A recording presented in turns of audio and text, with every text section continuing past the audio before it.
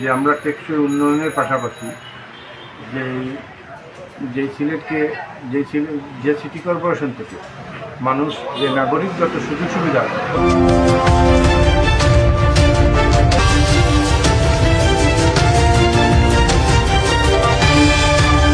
প্রত্যেকটি সুযোগ সুবিধা কোনো ধরনের দুর্নীতি ছাড়াই ইনশাআল্লাহ প্রত্যেকটি মানুষ পাবে। যদি কোনো একটা মানুষ একটা প্রতিষ্ঠানকে দুর্নীতিমুক্ত রাখতে পারে, তার দ্বারা বহু কিছু সহজ হয়ে যায়। তার দ্বারা সে যখন নিজে চিন্তা করবে আমি দুর্নীতি করব না, কাউকে করতেও দিব না, তখন আপনি চাইলে বহু কিছু সহজে করতে পারবেন। এবং আপনার যদি ইচ্ছা হয় যে আপনি এই জিনিসটা করবেন, এখানে কোনো দুর্নীতি করবেন না, তখন দেখবেন অনায়াসে আল্লাহ তাআলা আপনার এই কাজটি সহজ করে দেবে। আর আরেকটা জিনিস হলো যে আমাদের যে সিলেট সিটি কর্পোরেশনের যে বন্যার যে কবলিত, সেই বন্যা কবলিত যে এলাকাগুলো আছে সেই এলাকাগুলো চিহ্নিত করে এবং নদী খননের যে কাজগুলো আছেন আমাদের বর্তমান বাণিজ্যমন্ত্রী সাহেব এটা আপনারা জানেন যে সেইটা উনি বলেছেন, সেই কাজগুলো আমি আসলে এই করার চেষ্টা করব যদি আমাকে দল এবং সিলেটের মানুষ মূল্যায়ন। প্রথমত হলো যে আপনার এই যে মাদক এবং কিশোর গ্যাংয়ের যে একটা উৎপাত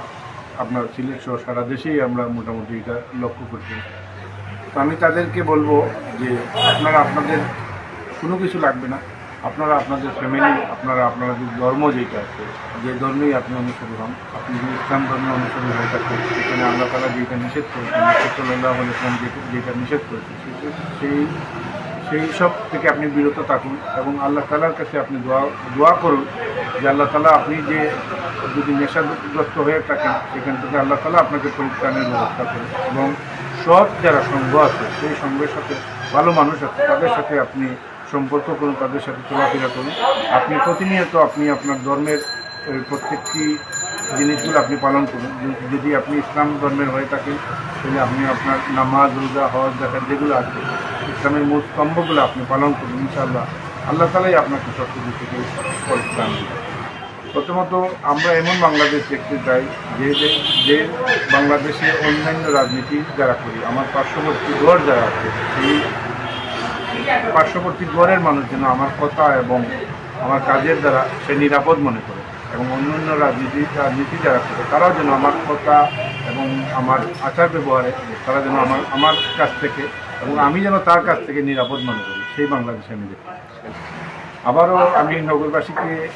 আপনার ঈদ উল ফিতরের শুভেচ্ছা জানাচ্ছি, ঈদ মুবারক জানাচ্ছি। আল্লাহ তাআলা যেন আপনাদের সবাইকে সুন্দর এবং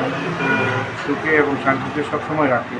এবং ইজ্জতের জিন্দেগি আপনাদেরকে দান করে, সেই প্রত্যাশা রেখে আমি আমার